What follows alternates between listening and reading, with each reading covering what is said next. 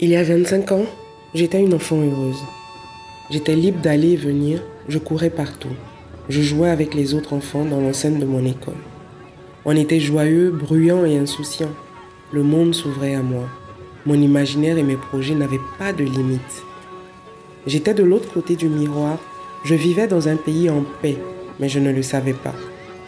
Tout a changé l'année de mon baccalauréat, l'année des armes et l'année des larmes en Côte d'Ivoire. Du haut de mes 17 ans, j'ai soudain réalisé que mes rêves prenaient le large. La Côte d'Ivoire venait de franchir la zone rouge.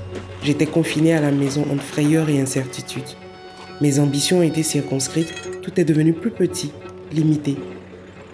Jamais plus je ne verrai les choses de la même manière. Je me suis promise de profiter de chaque minute de ma vie dès que la paix reviendrait. Mais la paix, elle a mis 10 ans à revenir, et même encore aujourd'hui. À nous qui n'avons pas perdu la vie, la guerre nous a volé nos rêves. Plus rien n'est pareil et jamais plus rien ne sera comme avant. La guerre a creusé un fossé. Les injustices d'hier ont ouvert la voie à des maux bien plus dangereux. L'extrémisme et le fanatisme s'installent, ici comme ailleurs. Nous n'arrivons plus à vivre ensemble.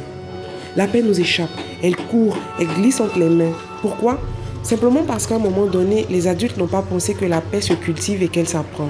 La paix ne nous appartient pas, elle ne nous est pas due. Notre responsabilité aujourd'hui en tant qu'adultes, c'est d'éduquer nos enfants dans le respect de la différence de l'autre.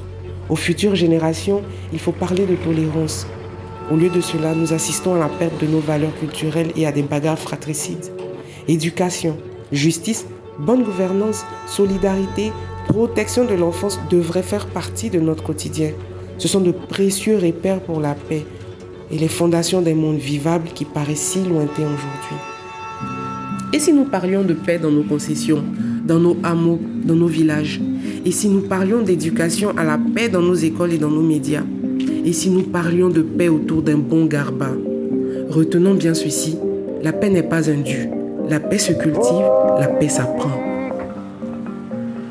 La politique a gâté mon pays.